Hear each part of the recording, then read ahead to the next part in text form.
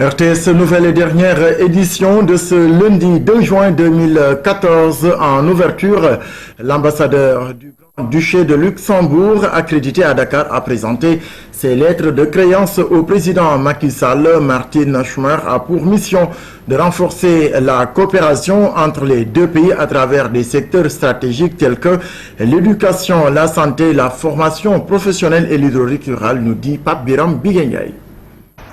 Ce sont toujours des moments solennels de haute portée diplomatique. En venant présenter ses lettres de créance au président de la République, l'ambassadeur non résident du Grand-Duché du Luxembourg, accrédité au Sénégal, a pour mission de renforcer la coopération avec notre pays, déjà très conviviale. Une coopération orientée vers les grands axes de la politique sociale du chef de l'État. Des priorités du gouvernement sénégalais telles que la santé, l'éducation, la formation professionnelle et l'hydraulique rurale notamment. Martine Schomer, par ailleurs directrice de la coopération au développement, s'est engagée à travailler étroitement avec la représentation diplomatique du Grand-Duché du Luxembourg à Dakar, dirigée par un chargé d'affaires. C'est pour plus de dynamisme dans la coopération entre les deux pays. Martine Schomer a intégré le cercle diplomatique du Luxembourg depuis 1987, avec un premier poste occupé au ministère des Affaires étrangères de son pays, en qualité de directrice du bureau économique. Elle est ensuite passée conseillère diplomatique du Premier ministre luxembourgeois en 1995, avant d'occuper des postes d'ambassadeur de son pays en Chine, à Singapour, au Vietnam et auprès de l'Union européenne, entre autres. Aujourd'hui, en plus de sa désignation pour le Sénégal, elle est aussi ambassadeur non résident pour le Mali, le Burkina Faso et le Niger.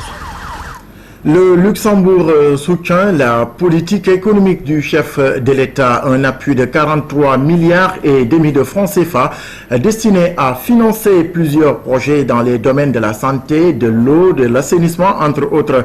Le Grand-Duché de Luxembourg salue par ailleurs la politique sociale du président Macky Sall avec la lutte contre le chômage, révélation faite par le ministre luxembourgeois chargé de la coopération. On a effectivement la grande chance d'être reçu en audience auprès du président de la République du Sénégal, et je crois que le premier échange a été de voir un peu quels ont été les résultats de la commission de partenariat de ce matin. On a revu les 4 axes où effectivement il y a une coopération depuis de longues années, depuis une vingtaine d'années ici au Sénégal-Luxembourg, donc des axes qui sont dans le domaine de la santé, le domaine de l'éducation et de la formation professionnelle, le domaine de l'eau et de l'assainissement et le domaine de la gouvernance. C'était un peu pour faire le point et pour également parler avec le président sur des résultats positifs, mais également de la continuation de notre aide maintenant pour les années 2012 à 2016 dans le programme indicatif de coopération. J'ai également félicité le président de ses démarches et surtout de sa direction concernant le plan Sénégal émergent, mais concernant également le renforcement dans la lutte contre le chômage, mais également contre la protection et pour la protection sociale. Et ce sont des points très très importants qu'on a eu des échanges et qui font justement dans la direction également de la stratégie de la coopération luxembourgeoise à tous les niveaux avec tous nos pays partenaires. Et je crois que les défis qu'il s'est mis d'avoir, surtout en ce qui concerne la formation professionnelle et l'insertion professionnelle des jeunes, en combination avec une croissance économique assez forte, c'est quand même un tout pour le travail des années futures et de la coopération future avec nos deux pays. En ce qui concerne du point de vue monétaire, je dirais que en ce qui concerne le PIC 3, le programme indicatif de coopération 3, on investit 67 millions d'euros dans ce programme 3, ce qui est quand même un signe très très fort de notre coopération. Vous savez bien que le Luxembourg a également gardé au sein du nouveau gouvernement le pourcentage du PIB de 1% pour son APD, donc pour son aide pour le développement. À ce moment, on est parmi les 3 premiers pays qui remplissent ce pourcentage, et je crois que c'est un défi majeur pour nous de garder cela et surtout alors d'investir cet argent avec des pays partenaires pour voir des résultats concrets par après. Au palais présidentiel, toujours, le chef de l'État a présidé la traditionnelle cérémonie de montée des couleurs en ce premier lundi du mois de juin. C'est en présence des anciens combattants et des élèves de la case des tout-petits, les poussinettes. Le président de la République a insisté sur le concept de la pyramide des âges à travers un symbole fort qui intègre une prise de conscience collective des valeurs civiques pour toutes les couches de la société. Reportage Pabiram Biguenyaï. Tout un cérémonial, derrière une matinée toujours aussi spéciale. De l'acheminement du drapeau sur la terrasse du palais, à l'arrivée de la garde présidentielle, tous les faits et gestes s'exécutent à la perfection pour un hommage mensuel au drapeau national, l'emblème de la patrie qui fait la fierté de ces anciens combattants. Ils ont hissé haut le flambeau de la nation dans les premiers champs d'honneur du monde. Aujourd'hui, ils sont là pour donner l'exemple. Chez un homme, il n'y a rien de plus important que la nation. L'appartenance à une nation a une solidité chez l'homme. Aujourd'hui, nous militaires, nous savons que tout chef détenant de la loi, l'autorité dont il est investi, l'obéissance qui lui est due par ses subordonnés, n'est autre qu'un acte de soumission, expression de volonté nationale. C'est ce que nous venons de faire. Nous avons eu l'honneur d'être à côté du président de la République, l'institution suprême de notre pays, pour monter les couleurs. Nous n'avons que la bannière nationale, vert, jaune, rouge, et nous sommes prêts à mourir sous son ombre.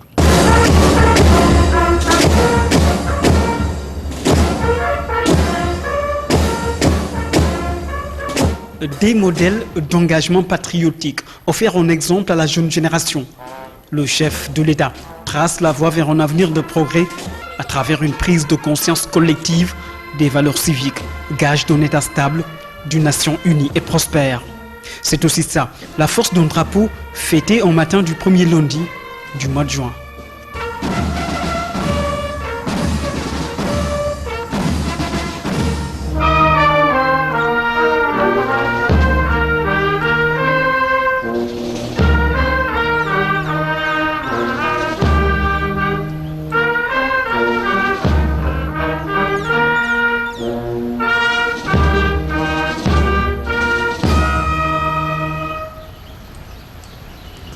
À travers cette pyramide des âges, vous avez toute la société sénégalaise en fait qui se retrouve dans cette cérémonie. Les anciens combattants, cette catégorie de citoyens qui s'est sacrifiée, qui a honoré le Sénégal par le sang souvent. Donc ce sont des modèles, des exemples à donner à la population sénégalaise, des exemples à suivre. Ce sont également des personnes qu'il faut honorer, il faut soutenir.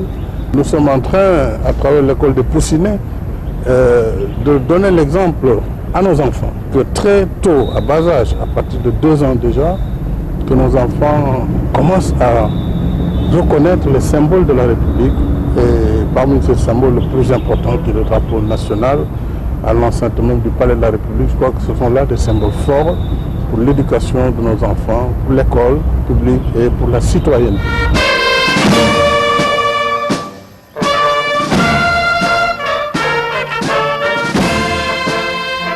L'histoire révèle le passé, c'est par ce passé qu'on s'appuie pour aller vers les symboles.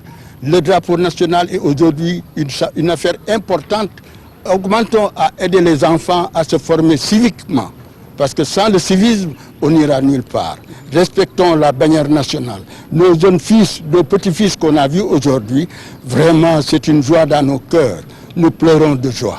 C'est aussi l'occasion pour le chef de l'État d'appeler à plus de conscience citoyenne, surtout sur les routes. C'est pour coller à la semaine nationale consacrée à la prévention routière. Je voudrais insister à la suite du gouvernement pour dire que le port de la ceinture est une nécessité absolue pour tout conducteur et même pour tout passager dans un véhicule qui en dispose, mais aussi l'abandon du téléphone portable, de tout ce qui est aggravation de facteurs de risque d'accident, puisque ce sont des vies qui sont épargnées, c'est notre économie qui est épargnée, donc je lance cet appel.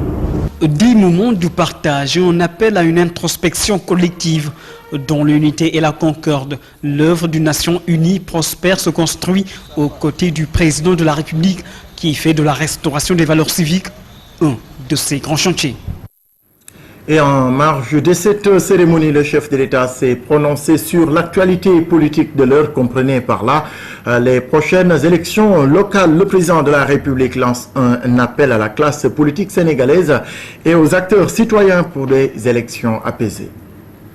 La veille des élections locales qui vont se passer très prochainement, faire un appel à l'ensemble des acteurs, pas seulement de la classe politique, mais aussi des acteurs citoyens. Puisque ces élections locales sont véritablement des élections citoyennes. Et les partis politiques, d'ailleurs, devraient se garder d'en faire leur affaire. Puisqu'on l'a vu par la diversité des listes, par la liberté avec laquelle les citoyens ont décidé de prendre en main leur destin et de se choisir librement leurs élus et leurs maires. C'est pourquoi, en tant que président de la République, je me suis abstenu vraiment d'interférer, même au sein de ma formation politique, dans les choix des hommes et des femmes. Parce que je considère que le choix d'un élu local relève de questions locales et de la base. C'est à elle de se choisir. Donc ce combat doit être un combat civilisé, citoyen, politique certes, mais qui n'élève pas les passions et qui ne prône pas la violence. Cet appel est valable pour tout le monde. Donc j'espère qu'il sera entendu, que nous puissions aller vers des élections locales, les tenir comme d'habitude, et que dès le lendemain, évidemment que le meilleur gagne, les autres s'opposent, et puis la vie continue. On ne peut pas se permettre au Sénégal d'entacher la réputation de notre démocratie par des enjeux si locaux, alors que nous avons fait une élection présidentielle et des élections présidentielles par le passé sans aucune difficulté, les dernières législatives sans aucune difficulté, aucun recours. Alors il n'y a pas de raison que pour ces locales-là, on veuille installer un climat qui n'est pas favorable, en tout cas, et qui n'est pas compatible à la réputation de notre démocratie. Donc c'est un appel vraiment à l'ensemble des acteurs et je souhaite que la campagne soit civilisée, qu'elle soit citoyenne, que le choix souverain des populations locales soit respecté partout où il y a des listes en compétition. Appel du chef de l'État qui sera certainement bien entendu par la classe politique et tous les citoyens sénégalais. Il ne passe plus inaperçu au croisement des Maris. Son nom, Amadou Sy, un Sénégalais devenu volontaire de la circulation au grand bonheur des usagers de ce tronçon. Amadou Sy, sans emploi, a décidé de se mettre au service de ses compatriotes pour donner un bel exemple de civisme. Pour lui, chacun doit s'investir pour l'émergence du Sénégal. Ourey Thiam est allé à la rencontre du plus ancien et plus célèbre volontaire de la circulation. Il est 7h à Yumbel, route de Boune, au moment où la plupart des habitants de ce quartier de la banlieue se trouvent encore dans les bras de Morphée. Amadou Sy est déjà debout et en pleine activité. Cet homme de 49 ans et père de 7 enfants s'apprête déjà à rejoindre son poste de travail à une vingtaine de kilomètres de chez lui. Sy est un volontaire et un passionné de la circulation qui quitte sa famille tous les jours de 7h à 22h pour aller servir les automobilistes. Il travaille à Anne-Mariste et il fait la circulation. Dans la semaine, je ne vais pas. Par contre, quand il est venu, moi, je suis en train de dormir. Maintenant, je vais essayer de me sacrifier pour les autres, pour mon pays, pour montrer aux gens que pour que ça marche, il faut chacun donner quelque chose. Le choix du lieu est un pur hasard. Tout est parti d'une journée de vendredi de l'année 2000, ici sur la route des hydrocarbures. Amadou Sy, alors marchand ambulant de fruits, se reposait lorsqu'un camion tombe en panne et bloque toute la circulation. C'est à ce moment-là j'ai dit que attends, je vais faire quelque chose. Et à ce moment-là, j'étais là, je me suis pointé là, commencé à faire reculer le véhicule. Et comme ça a quand même commencé à bouger petit à petit.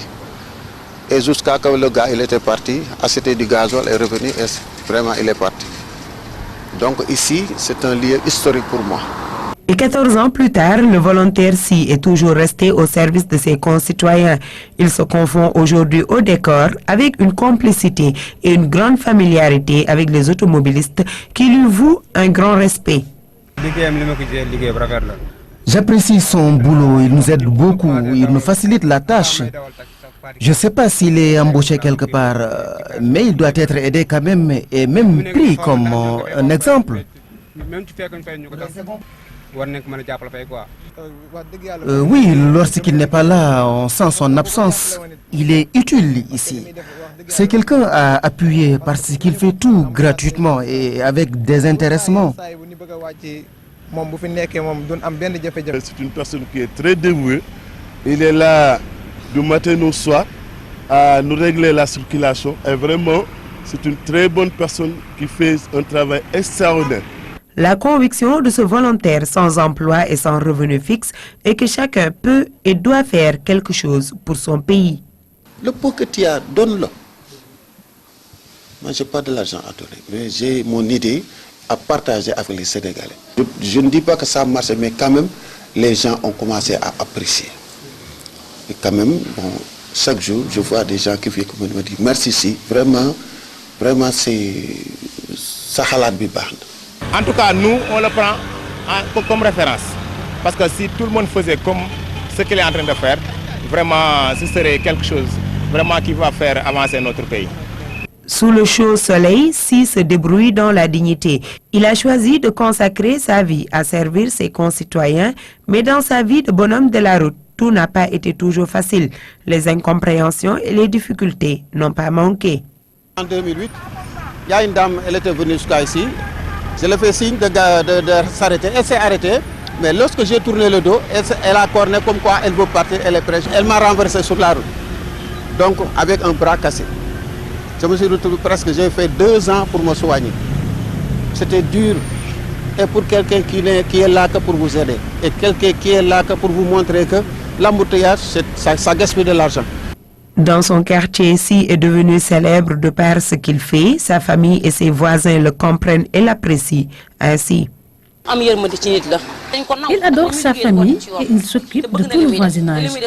Il est très respecté de par son travail et il le fait de manière désintéressée.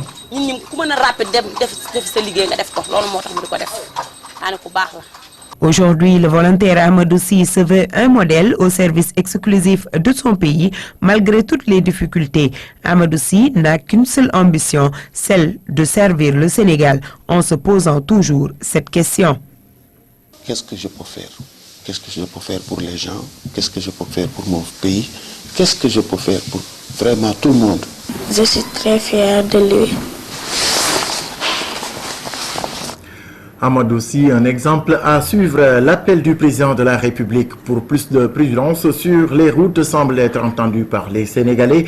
Une prise de conscience est alors nécessaire et des actions pour freiner la recrudescence des accidents de la circulation. Maman Moussagnon. Il y a beaucoup d'accidents dans les rues comme Médina, Grand Yoff, Pikine, les banlieues là, et Rebeuss et Niachoker. Le fait est devenu banal. Sur les routes du Sénégal, les accidents sont de plus en plus nombreux. Les usagers de la route font fi des règles les plus élémentaires du code de la route. Rares sont ceux qui mettent leur ceinture de sécurité ou qui portent leur casque. Plus grave encore, nombreux sont les cars qui entassent les clients. La surcharge dans les cars est devenue un acte ordinaire. Des scènes pourtant que condamnent les Sénégalais en général. Les limites de vitesse ne sont pas respectées. Le code dans la conduite n'est pas respecté. Les surcharges dans les véhicules, les bagages. Et là aujourd'hui, on modifie pratiquement tous les véhicules africains, ils sont modifiés. La France, par exemple, la ceinture, elle est obligatoire, même ceux qui sont, n'est-ce pas, à bord du véhicule. Mais ici, on dirait que le port de la ceinture de sécurité est facultatif. Il faut que les gens s'habituent à ça. Donc, parallèlement aux conducteurs de véhicules, il y a les conducteurs, les motocyclistes aussi. Ils ne se munissent pas souvent de leur casque, alors que c'est très dangereux. Alors, à qui la faute? Les responsabilités sont rejetées, aussi bien par les usagers de la route que les agents de la circulation. Au garage Lat-Dior, les responsables sont conscients du fait qu'il faut un changement de comportement. On doit porter les casques, on doit attacher les ceintures, c'est pour notre sécurité quoi. Il faudrait quand même une bonne formation des conducteurs, une bonne sensibilisation pour plus de sécurité pour l'ensemble des usagers de la route.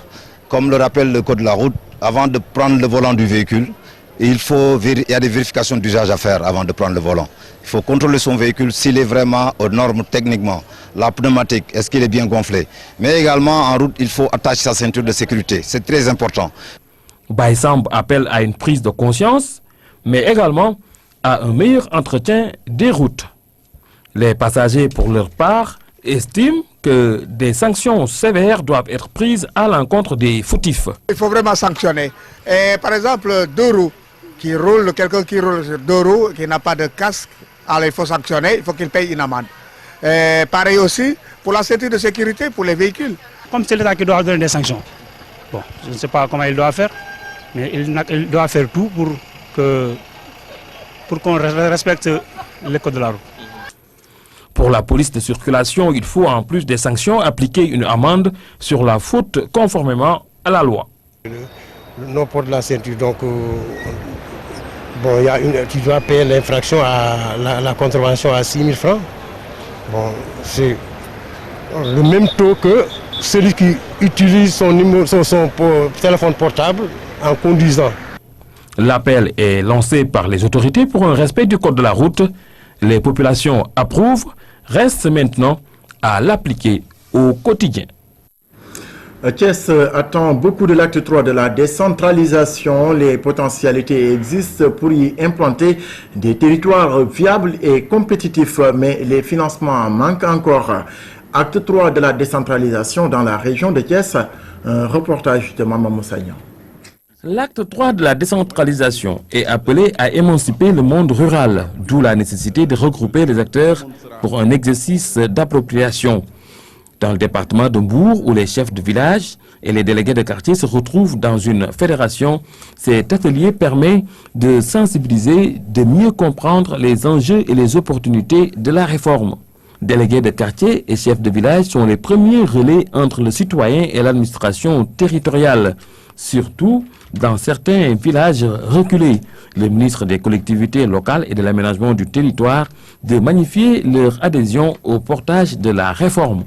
L'objectif, c'est vraiment, en compagnie de l'administration territoriale et de ces chefs de village et de délégués de quartier, de pouvoir créer une synergie sur la base d'une compréhension de la réforme, l'amélioration des connaissances portées par le développement. Donc je pense que c'est pour cette raison que nous sommes réunis ici et j'ai constaté l'engouement et l'implication de ces acteurs qui sont des partenaires incontournables du ministère de l'aménagement du territoire et des collectivités locales et du ministère de l'Intérieur. Les délégués de quartier et chefs de village, 88 au total, ont émis des doléances relatives à l'amélioration de leurs conditions de travail. Des rémunérations et indemnisations ont été réclamées. La tutelle a promis de régler une partie de ces requêtes de façon graduelle et progressive. Toujours dans la région de Thiès et dans nos séries de reportages dans la cité du Rail, l'aéroport international Blaise Diagne de Diass sera fonctionnel à compter du mois de juillet 2015. L'annonce est du directeur général. Aujourd'hui, les réalisations sont à 70%. Cet aéroport qui devrait accueillir environ 3 millions de passagers par année sera un pôle de développement pour les zones de Diamniadio et de Diass, nous dit Awanyay.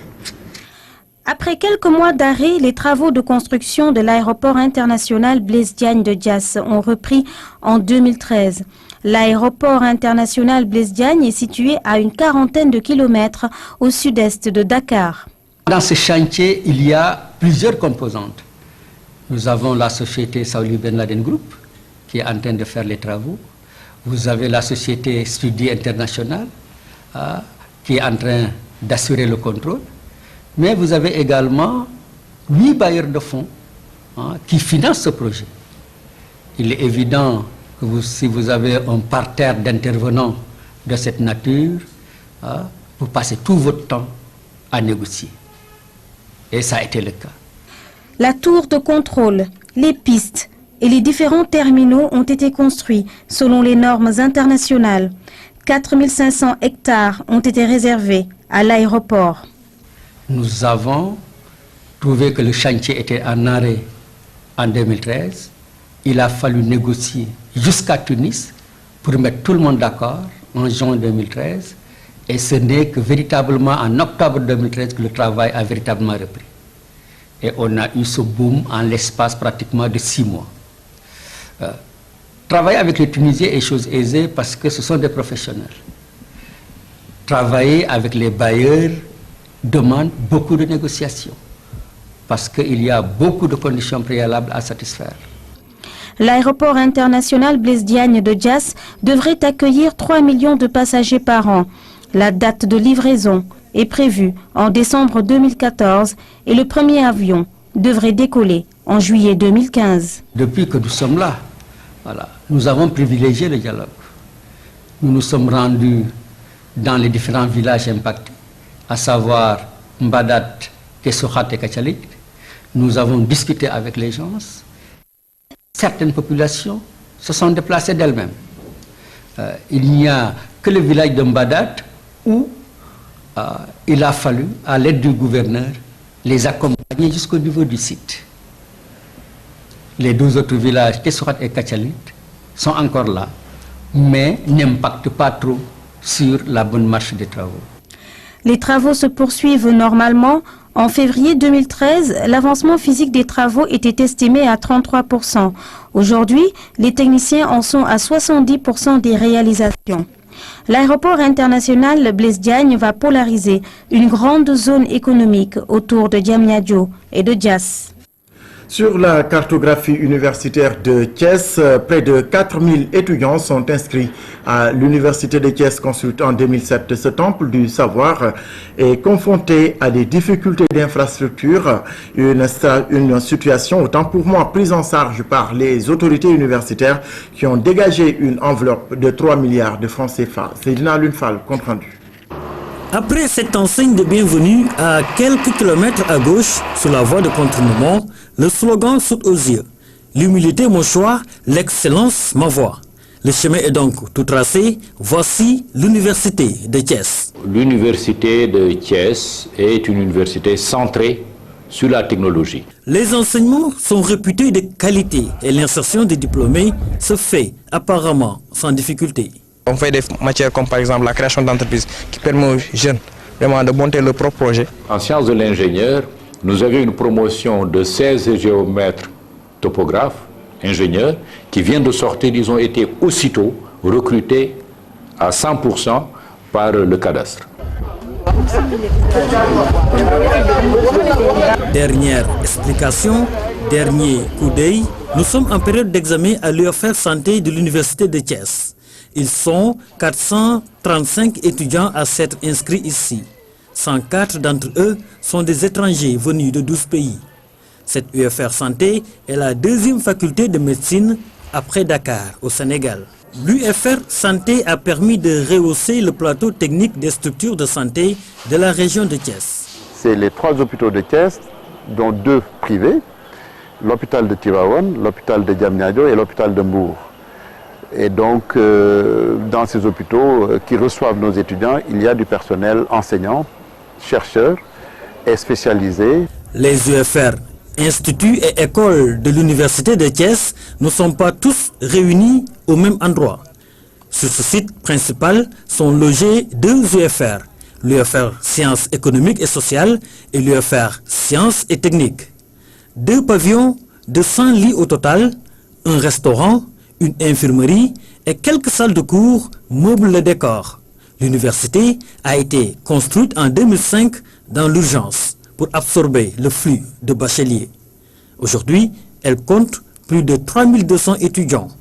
Ici, le manque d'infrastructures est manifeste. Vu le flux de nouveaux bacheliers, on avait énormément de problèmes pour trouver une salle de classe pour pouvoir recevoir plus de 478 étudiants. Donc raison pour laquelle on a eu à sanctionner l'heure de nos restaurants pour en faire un amphithéâtre provisoire. Donc vous voyez la situation. Nous sommes une université éclatée, nous sommes une université qui a beaucoup de problèmes d'infrastructure. L'État du Sénégal, par une volonté politique certaine, a mobilisé et rendu disponible dans le cadre d'un partenariat avec la Banque mondiale plus de 6 millions de dollars. Pour être plus précis, 3 milliards 500 millions de francs CFA ont été transférés à l'Agence des constructions des bâtiments et édifices publics pour construire l'université de Thiès. Et l'armée, que nous remercions encore une fois, nous ne le ferons jamais assez, nous a donné sur la VCN, ici à côté de l'école polytechnique de Thiès, 51 hectares. Les responsables sont optimistes. Des travaux de réhabilitation des chantiers de Thiès sont en cours pour augmenter la capacité d'accueil et reloger les étudiants. Les gens étaient très sensibles au manque d'infrastructures. Il y avait des bâtiments assez importants, communément appelés les chantiers de Thiès. Tous ces bâtiments ont été transférés par l'État à l'université de Thiès, confondant comme étant un patrimoine. Nous devons remercier l'État de manière générale et en particulier notre ministre de tutelle qui s'est engagé personnellement dans le BCI, le budget consolidé d'investissement de 2013. Il a mobilisé 600 millions pour la réhabilitation de ces bâtiments et en 2014, ils ont inscrit 250 millions. Ici, à l'hôtel du Rail, ce bâtiment est destiné au logement des étudiants. Plus de 300 lits y sont prévus. Les travaux sont presque terminés. À quelques kilomètres de là, le palais des congrès. Cette bâtisse imposante qui fait face à la promenade des Thiessois va abriter un auditorium de 1500 places. Juste à côté, à quelques mètres seulement, se trouve l'auberge des jeunes qui va recevoir le rectorat. Les travaux sont très avancés. De belles perspectives en vue. Après une dizaine d'années d'existence, l'université de Thiès semble apercevoir enfin la lumière. Non loin, Pire, une localité réputée pour son Dara Khali Amar Fall, son université islamique est fréquentée au-delà de nos frontières et l'enseignement du Saint-Coran est assuré de génération à génération. Omar Baldé nous plonge au cœur de l'université de Pire. Nous sommes à l'Institut islamique Oumoul Khoura de Pire, l'une des premières universités islamiques au Sénégal. Elle compte une seule faculté, la faculté de théologie. Créée grâce à un partenariat avec la Libye, son implantation à Pire est liée au passé historique et islamique de cette partie du Cayor. Pire, qui était une petite bourgade, est devenue en 1600, au XVIIe siècle, un pôle d'attraction sur le plan culturel, spirituel et islamique, avec la création du Dara de Khali Amar Fall. Cet institut islamique, quelques années après, est devenu une importante université. On l'appelait l'université islamique sénégambienne. Aujourd'hui, avec cette faculté de théologie, l'accès aux études supérieures en arabe devient possible. Ici, les étudiants suivent les cours avec intérêt. Ici, on étudie le français, l'anglais, la littérature arabe. On nous apprend l'histoire de notre pays. Par exemple, on a un programme sur El Hadji Omar Tall, Ottoman Sankara. Nous apprenons vraiment l'histoire de l'Afrique et ça, c'est important.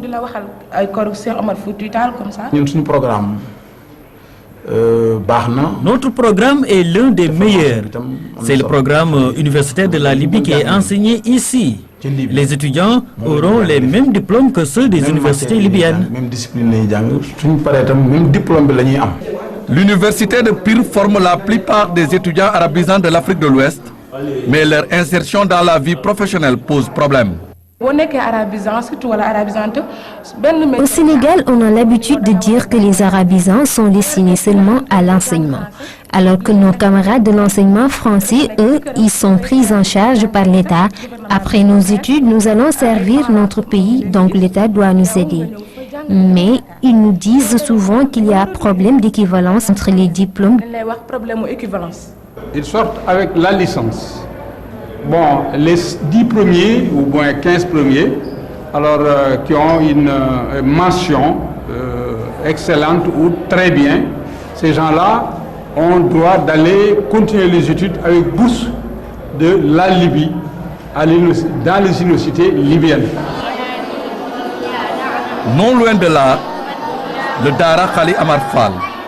Là aussi, les enfants apprennent le Coran en permanence. Ce Dara moderne existe depuis 2000 grâce à la fondation Khali Amar Fall. Aujourd'hui, c'est un internat qui accueille plus d'une centaine de jeunes.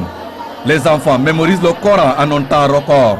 Au bout de 6 mois, eh bien, l'élève arrive à mémoriser une grande partie du Coran.